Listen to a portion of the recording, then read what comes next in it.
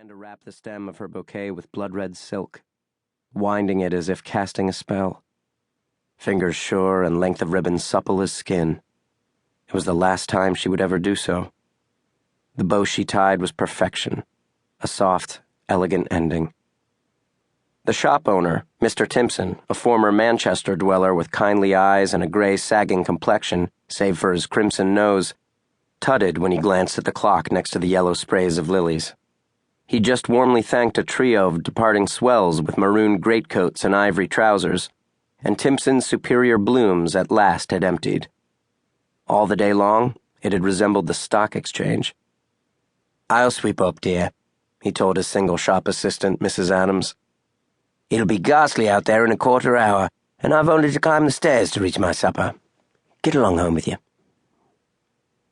Mrs. Adams protested that her final order for the next day wasn't quite finished, that it was only a little snow, that anyhow her house was round the corner from Chambers, just down West Broadway.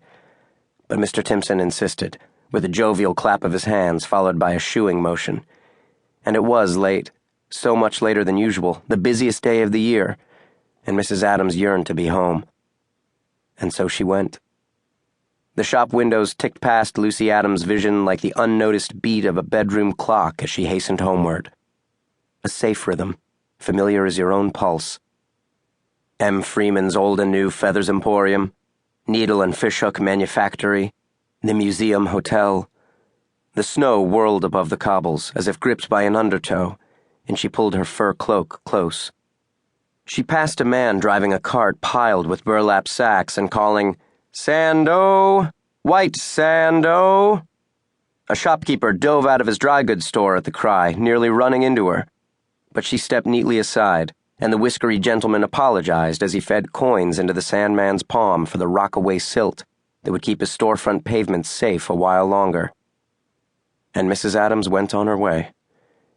When Mrs. Adams opened the door of her narrow brownstone in West Broadway, shivering as she removed her fur, silence greeted her.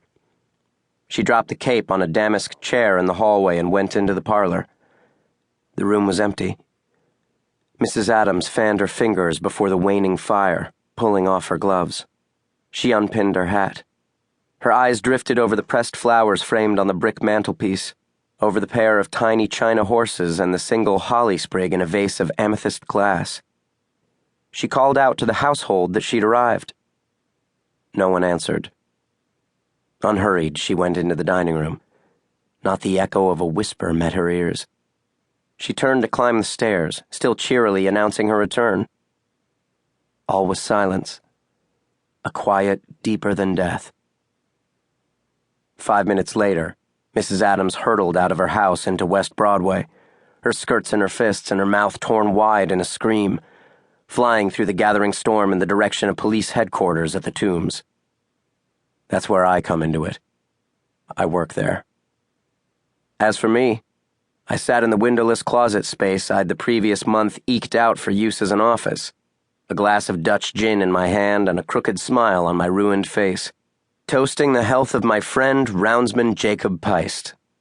We having just solved a pretty thorny problem and feeling none too humble about it.